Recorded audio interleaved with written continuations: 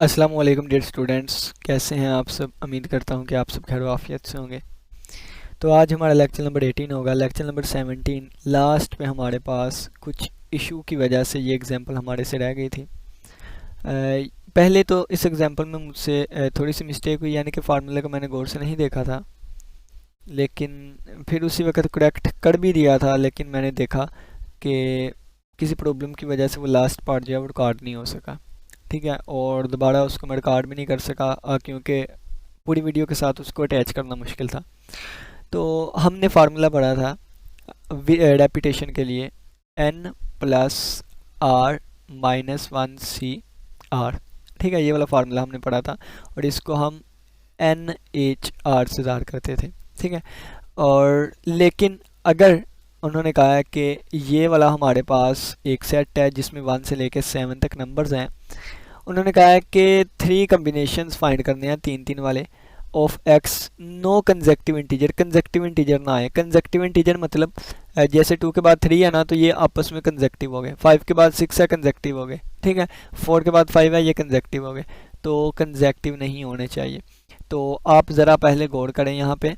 तो उन्होंने सोल्यूशन में पहले बताया है, वी नाउ डैट, हम जानते हैं कि अगर इस तरह का कोई सेट हो और हम आर कम्बिनेशन फाइंड करना चाहें, कौन सा आर वाला कम्बिनेशन फाइंड करना चाहें, और नो कंजक्टिव इंटीजर हो, तो उसका फार्मूला ये वाला होता है। ठीक है, इसका प्रूफ वगैरह हमारी बुक में नहीं है। ज़ाहिर सी बात है कि इस बुक को प्रॉपर फॉलो कर रहे हैं, जो चीज़ इस बुक में होगी वही आपको बताऊंगा। तो यहाँ पे सिर्फ और सिर्फ फार्मूला ही लिखा गया है। तो यहाँ पे एन की वैल्यू अगर देखनी हो तो ये एन है, आर कम्बिनेशन है। ठीक है, इसी तरह यहाँ पे अगर देखें तो एन की वैल्यू 7 होगी और आर की वैल्यू 3 होगी। तो जब हम इसमें पुट करेंगे तो ये आ जाएगा हमारे पास N minus R plus one. N की जगह 7 आ गया, आर की जगह 3 आ गया, 1 की जगह 1 आ गया और यहाँ पे आर। ठीक है, ये 5c3 आ गया। 5c3 को हम 5c2 भी लिख सकते हैं क्योंकि 5 में से 3 निकाले 2 होता है। तो अगर हम इसको ओपन करना चाहें तो 5 को 2 दफ़ा एक्सपेंड करें, 5 4 और नीचे 2 फैक्टोरियल 2, तो 2 2 बार 4, तो आ जाएगा 5 2 बार 10। तो ये हमारे पास 10 हमारा रिक्वायर्ड आंसर आ गया।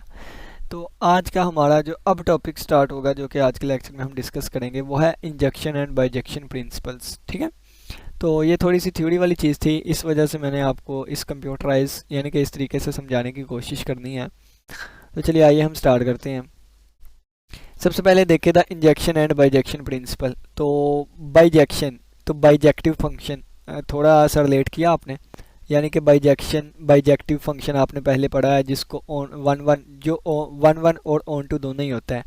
इसी तरह इंजेक्टिव, तो इंजेक्टिव से आपको याद आया इंजेक्टिव फंक्शन होता है हमारे पास। ठीक है, जिस तरह एक सर्जेक्टिव फंक्शन होता है, एक इंजेक्टिव फंक्शन होता है, और ऐसा फंक्शन जो इंजेक्टिव और सर्जेक्टिव दोनों हो उनको हम फिर बाइजेक्टिव फंक्शन कहते हैं। तो ये सारा हमने छोटी क्लास में पहले डिस्कस किया था रिलेशंस में जाके। ठीक है, तो चलिए आइए यहाँ पे ये इंजेक्शन और बाइजेक्शन प्रिंसिपल हमें क्या कहता है। इंट्रोडक्शन में कहता है suppose that a group of n students, फ़र्ज़ किया है कि एन स्टूडेंट्स हैं, अटेंड अ लेक्चर, एक लेक्चर अटेंड कर रहे हैं इन हॉल, एक हॉल में, विद 200 सीट्स, एक हॉल में 200 सीट्स हैं और वहाँ पे एन स्टूडेंट्स जो हैं वो लेक्चर अटेंड कर रहे हैं। Assume that no student occupy more than 1 seat, फ़र्ज़ किया है कि एक स्टूडेंट जो है वो एक से ज़्यादा सीट को ऑक्यूपाई नहीं करेगा। ऑक्यूपाई का मतलब ये है कि जिस तरह हम क्लास में सबसे पहले आके एक सीट पे खुद बैठ जाते थे, एक पे हम बैग रख देते थे और कहते थे ये मेरे दोस्त की जगह है, या हम खुले होके बैठ जाते थे, तो ये काम नहीं करना। उन्होंने कहा ज्यूम किया है कि no student occupies more than 1 seat, के कोई भी स्टूडेंट जो है वो एक से ज़्यादा सीट नहीं लेगा।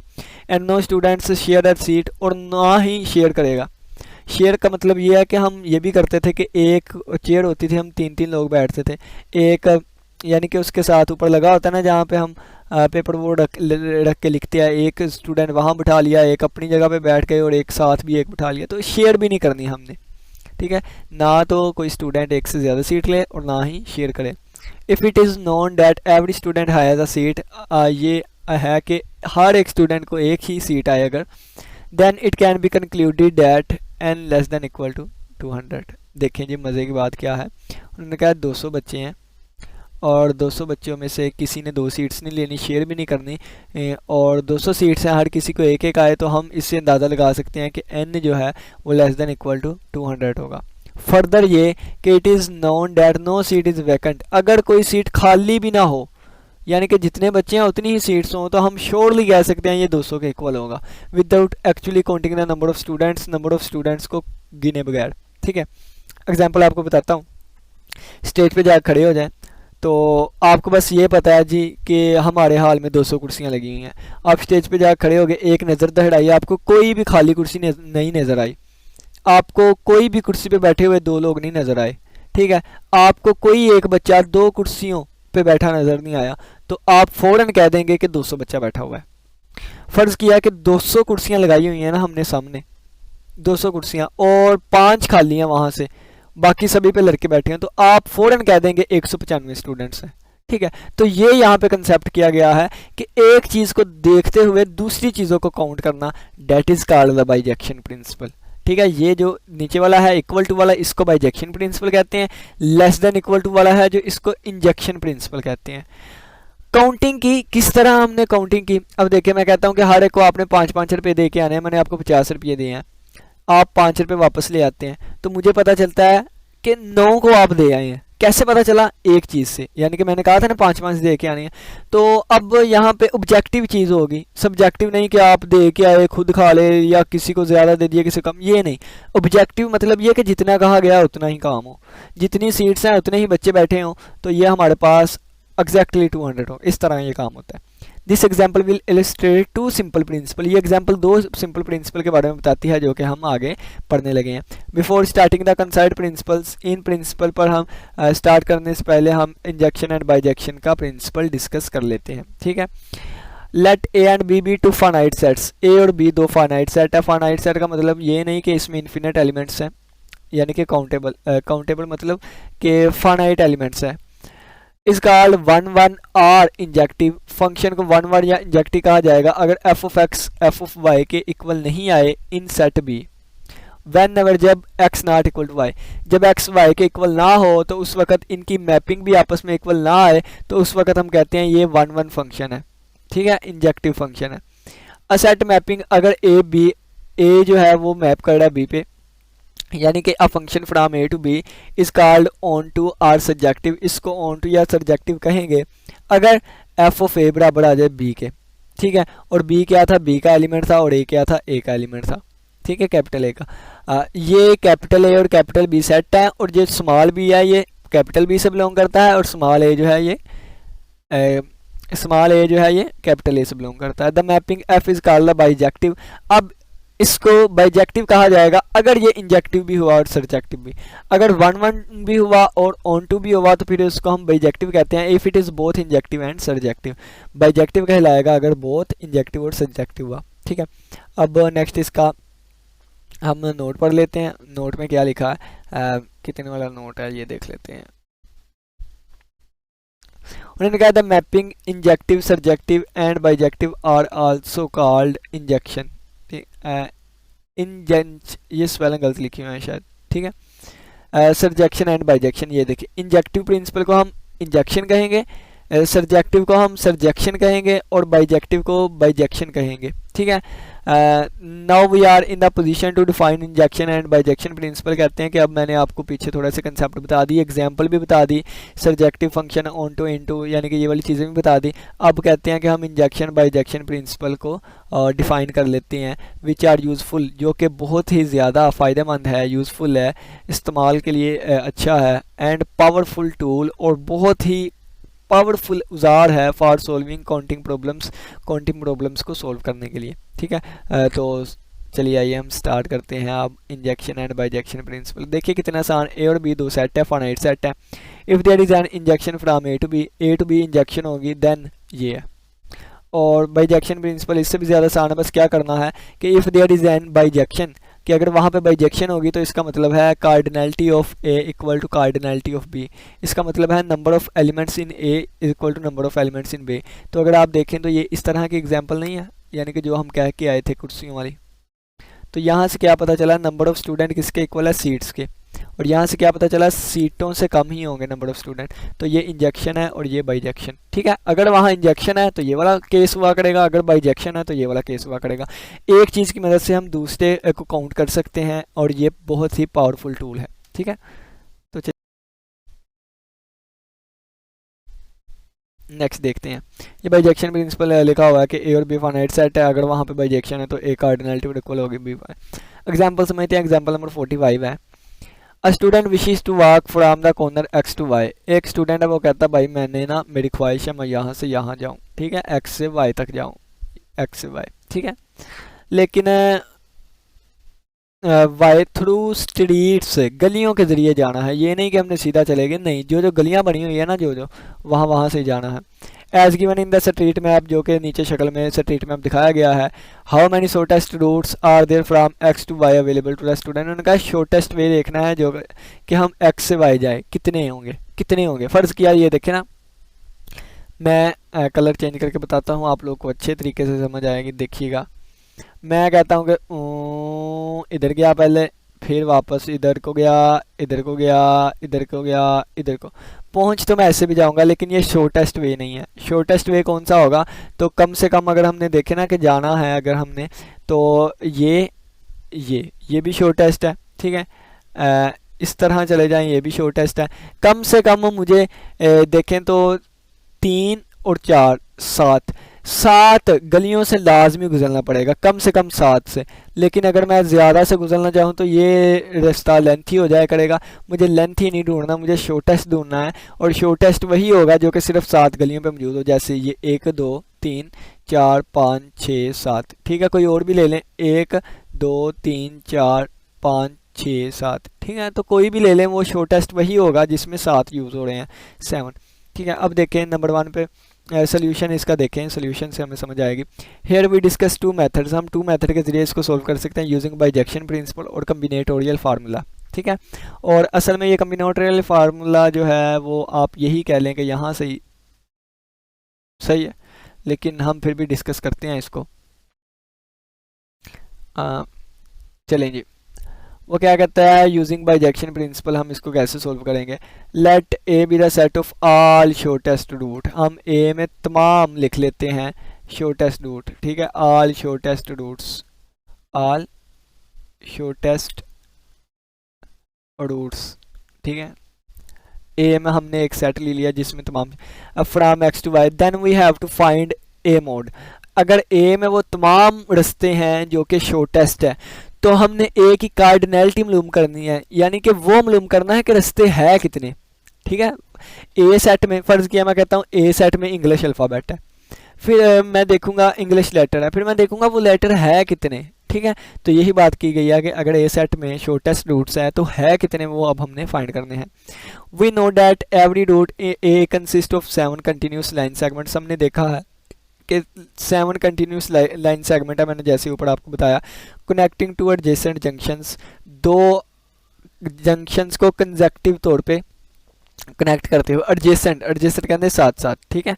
तो ये out of 7 segment 4 are horizontal and 3 are vertical, तो 4 हमारे पास हॉरिजेंटल थे और 3 वर्टिकल थे। तो आप देख लें दोबारा डायग्राम में कि हमारे पास 4 वर्टिकल्स होंगे और 3 4 हमारे पास हॉरिजेंटल होंगे और 3 वर्टिकल होंगे, ठीक है। नेक्स्ट देख लिखा गया, if we use 0 to denote a horizontal segment, अगर हम हॉरिजेंटल को 0 से डिनोट करें एंड 1 फ्रॉम वर्टिकुलर सेगमेंट, और 1 को वर्टिकल। अब देखिए मैं मज़े की बात बताने लगा हूँ यहाँ पे, हमने क्या करना है, हमने ए मोड फाइंड करना है ना, वो तमाम रास्ते जो कि शॉर्टेस्ट हैं। हम क्या करेंगे, इस प्रॉब्लम को ना हम बाइनरी में ले जाएंगे। जब बाइनरी में ले जाएंगे तो बाइनरी वाले को सोल्व करेंगे और इनके दरमियान बाइजेक्शन कायम करेंगे, और जितने इसके वेज हुए उतने ही ये आ जाएंगे, ठीक है।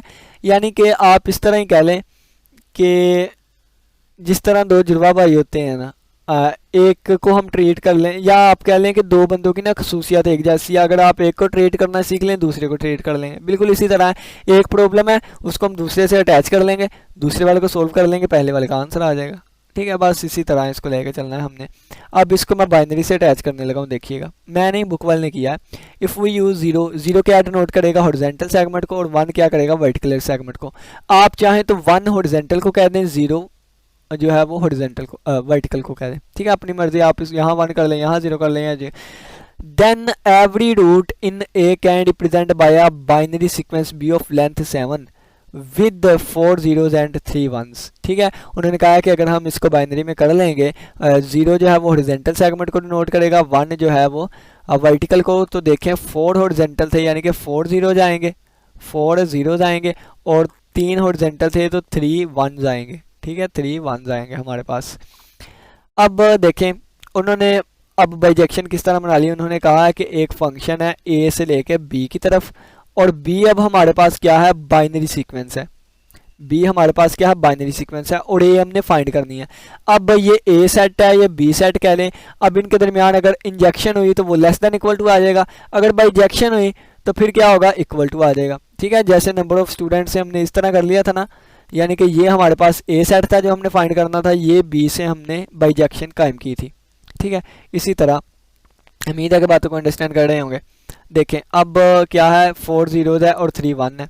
ठीक है, तो now we define a mapping. ये मैपिंग कर ली हमने ए से लेके बाइनरी सीक्वेंस तक, 4 zeros और 3 ones हैं, which is clearly both 1 1 and onto. उन्होंने कहा है कि ये 1 1 और ऑन टू है clearly. Bijection from A to B है, hence the using the bijection rule, bijection को रूल को यूज़ करते हुए जितने ही ए में एलिमेंट्स आएंगे उतने ही बी में आएंगे। ठीक है, अब देखें, अब हम जब हमें पता चल गया ना ये वाली चीज़ का, अब ये वाली चीज़ का यानी कि 4 zeros है और 3 1, 4 zeros और 3 1, तो आप ये हमारे पास देखें कि एक सेट है जिसमें हम कहते हैं 4 जो है ये zeros है और 3 जो है ये ones है। ठीक है, ये पॉइंट नहीं लिखा, मल्टीप्लाई लिखा है। तो इसके लिए हमने पढ़ा था परमुटेशन में, इसके लिए हम कैसे लेके चलते हैं, इसके लिए हम ये करेंगे 4 और 3 7, तो 7 का फैक्टोरियल ओवर 4 फैक्टोरियल और 3 फैक्टोरियल। ठीक है, ये हम पढ़ के आए थे परमुटेशन और विद रिपीटेशन में। ठीक है, तो 7 factorial 7 multiply by 6 multiply by 5 multiply by 4 factorial और divided by 4 factorial multiply by 3 को लिख सकता हूँ 3 मल्टीप्लाई बाय 2 मल्टीप्लाई बाय 1। ठीक है, तो ये 4 फैक्टोरियल से कैंसिल हो गया, और बाकी ये 3 2 बार 6 इससे कैंसिल हो गया, और 7 5 बार 35 आंसर आ गया 35। तो बिल्कुल उन्होंने इस तरह किया हुआ है, तो ये देखें आंसर आ गया। अब ये उन्होंने फार्मूला कोई और लगा दिया है, वैसे आंसर सेम ही आता है। आप 7C3 की जगह ये भी लगा सकते हैं 7C4, यानी कि इन्होंने 7 में से 3 वंस सेलेक्ट किए हैं, तो आप चाहें तो 7 में से 4 0 सेलेक्ट कर सकते हैं। ठीक है, आप चाहें तो इसे 4 zeros हैं, इसे 4 ones और 4 इसे 3 0 का नाम दे सकते हैं। ठीक है, तो अपनी मर्जी है, जिस तरह इसको मर्जी लेके चलना है। मैं ये तरीका जो है मैंने इसको इस तरह किया। ठीक है, सेकंड मेथड जो है इसके लिए एक फार्मूला है, इसका प्रूफ आपकी बुक में नहीं दिया गया, तो ये वाला फार्मूला है m+n और m, या हम इसको ऐसे भी लिख सकते हैं। कैसे लिख सकते हैं, यानी कि m+nCm। तो हमारे पास एक ये रिज़ल्ट होता था कि NCR को हम लिख सकते हैं NCn-R, तो इसी तरह फिर हम इसको लिख सकते हैं m+nC ऊपर वाली चीज़ और माइनस नीचे वाली चीज़। ठीक है, तो ये इससे के साथ कैंसिल हो गया, बल्कि यहाँ पे m था। ठीक है, m, तो m से कैंसिल हो गया, तो हमारे पास आ गया m+nCn।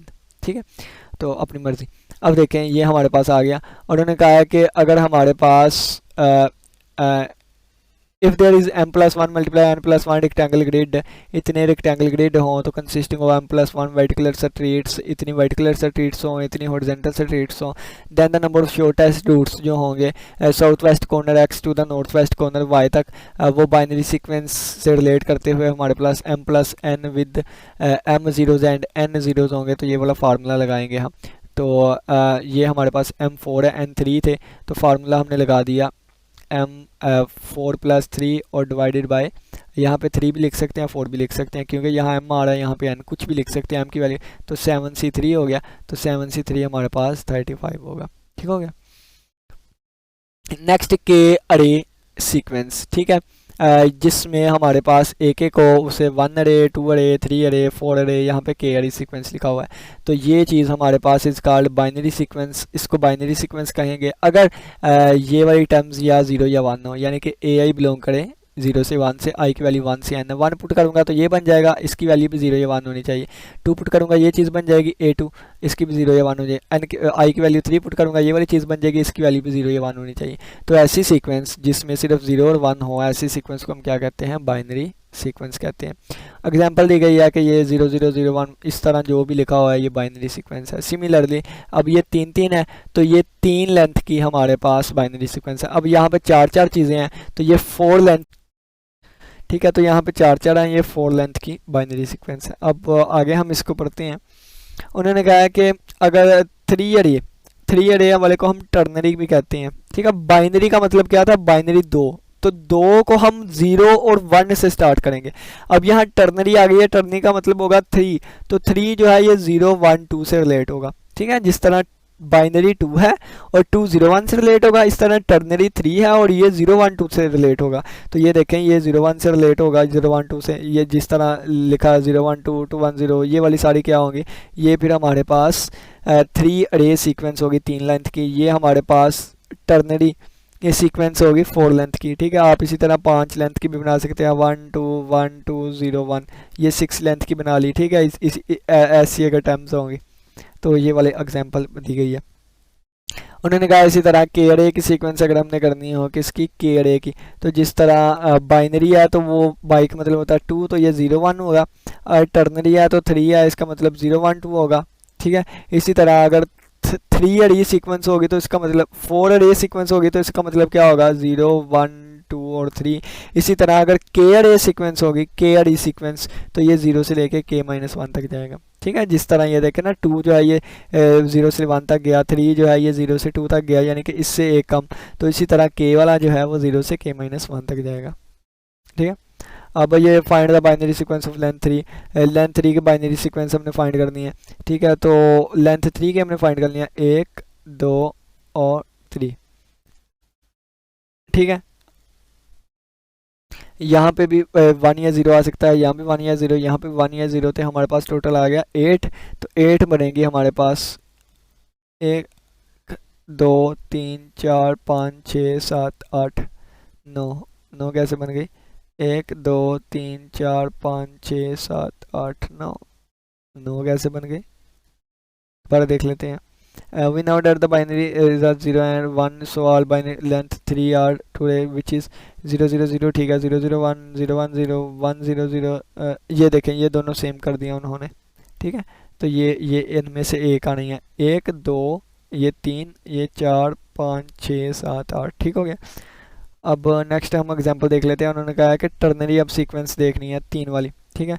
हैविंग 10 एलिमेंट्स हैं और जिसमें 2 0 हैं, 3 1 हैं और 5 2 है, यानी कि अगर इसका मैं सेट बना के लिखूँ तो ये क्या होगा, 2 दफ़ा 0 हैं, ठीक हो गया, और 3 दफ़ा 1 है, 3 टाइम्स 1 है, और 2 दफ़ा 5 है, 5 दफ़ा 2 है, ठीक है।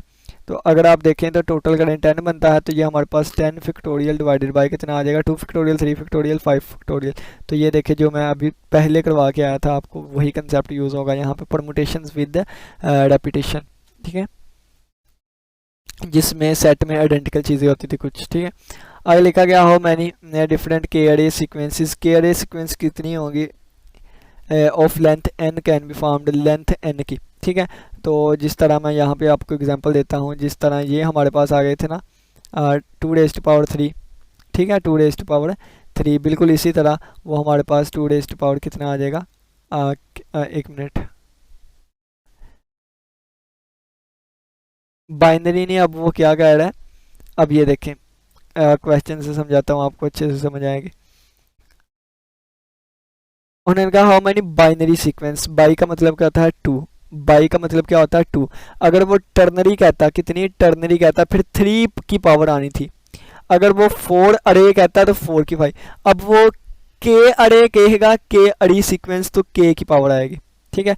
कितनी पावर आएगी, अगर वो बाई कह रहा है पावर कितनी आएगी, ठीक है। Binary is a sequence of, so all binary sequence of length, जितनी लेंथ होगी उतनी पावर आएगी, ठीक है। अगर लेंथ 1 कह रहा है तो पावर 1 सभी की, अगर लेंथ 2 रहा है तो पावर 2, ठीक है। तो समझ आ गई। अब यहाँ पे देखें तो वो क्या कह रहा है, इससे हमें अच्छे तरीके से समझ आ जाएगी। देखें वो हमें कह रहा है के अरे की सीक्वेंस, तो यानी कि के की पावर आनी चाहिए, कितनी आनी चाहिए, जितनी लेंथ हो, तो लेंथ कितनी है, n है, तो ये हमारे पास के टाइम्स n आ जाएगा, n टाइम्स के आ जाएगा, ठीक है, मल्टीप्लाई होगा, तो ये आ गया हमारे पास, ठीक है, k रेस्ट पावर n। तो कैसे, मैंने पीछे वाले से रिलेट करके कहा, पीछे उन्होंने कहा था कि बाइनरी बनानी है, तो बाई का मतलब दो, तो दो वाली बनानी है, लेंथ कितनी थी 3 थी। तो इसी तरह अब k वाली है, लेंथ कितनी है n है, ठीक है। तो ये हमारे पास आ गया। अब नेक्स्ट देख लेते हैं, टाइम का मैं find the number of binary sequences of length 7।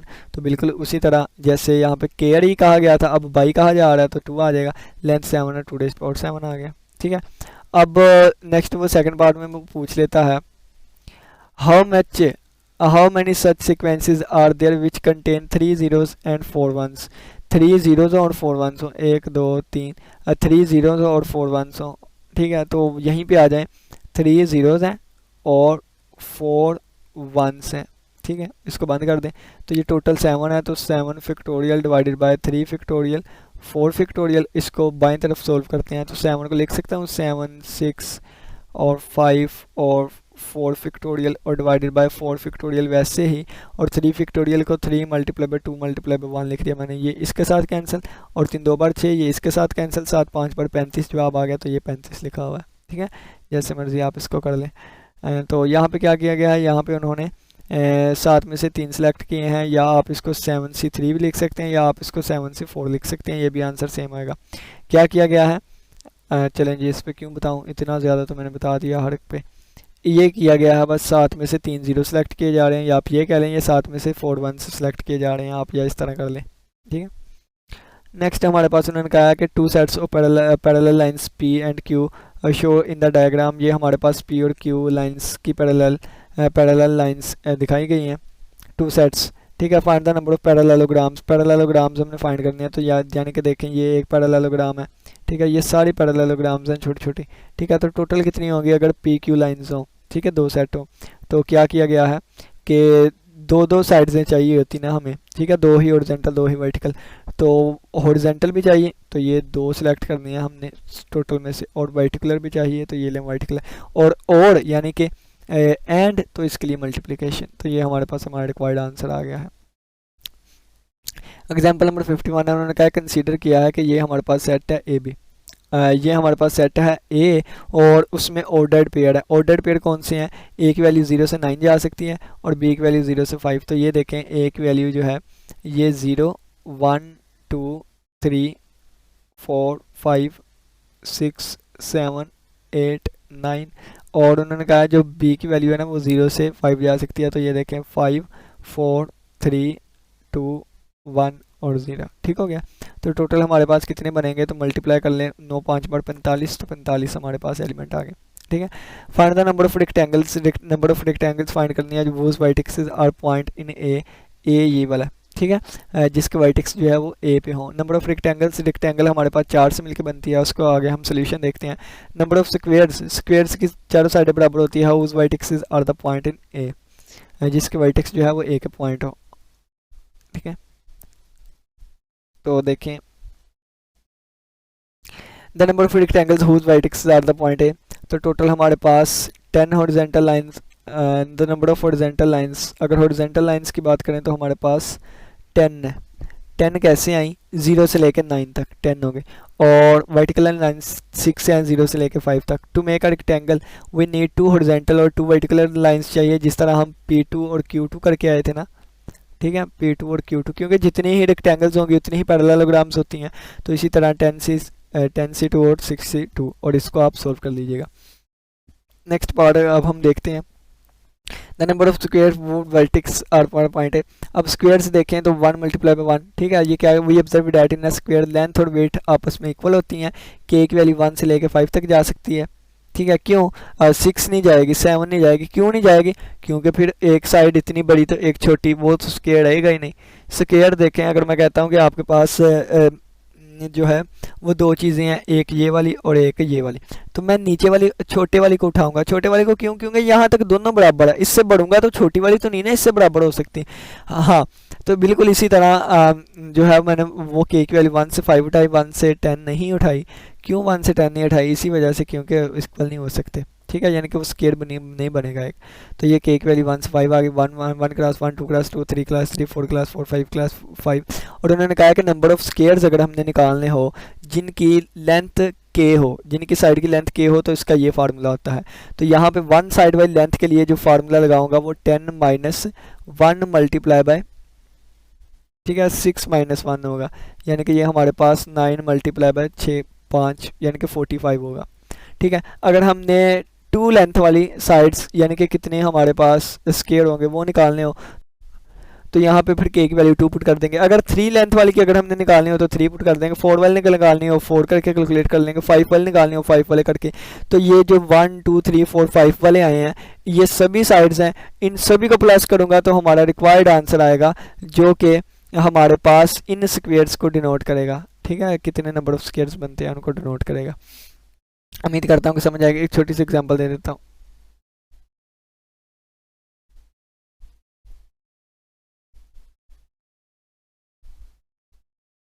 अगर यहाँ पे मैं स्क्वायर बनाना चाहूँ ना तो किस तरह बनेगा, एक ये बन गया, ठीक है, दूसरा ये, तीसरा ये, चौथा ये, पांचवा ये, ठीक है। तो ये सारे क्या है, छोटे छोटे स्क्वायर बन रहे हैं, इसलिए ये कितनी कितनी फर्ज किया, ये लेंथ 1 है ना, लेंथ 1, तो देखें तो लेंथ 1 के सबसे ज़्यादा बन रहे हैं 45। 45 कितने थे, वो जो हम पीछे देख के आए थे ना, तो वो भी 45 ही थे, 9 मल्टीप्लाई बाय, यानी कि 9 हमारे पास 9 मल्टीप्लाई बाय 5 था। ठीक है, तो 0 से लेकर 9 तक, और वो जो भी था लिखा हुआ, और 1 से 5 तक शायद, है ना, तो वो 9 बार 45, तो वो सारे जितने भी डब्बे होंगे वो सारे शो करेंगे स्क्वायर को। ठीक है, फिर कहा गया क्या, 2 टू लेंथ के, तो 2 टू लेंथ के कौन से बनेंगे वो मैं आपको बताता हूँ। 2 टू लेंथ वाले कैसे बनेंगे, वो फिर इससे कम बनेंगे, कैसे, 2 टू लेंथ वाले, तो ये एक 2 टू लेंथ वाला बन गया। ठीक है, और अब फिर मैं अगर आपको हाईलाइट मज़ीद करके दिखाऊँ तो ये वाला 2 टू लेंथ का बन जाएगा। ठीक है,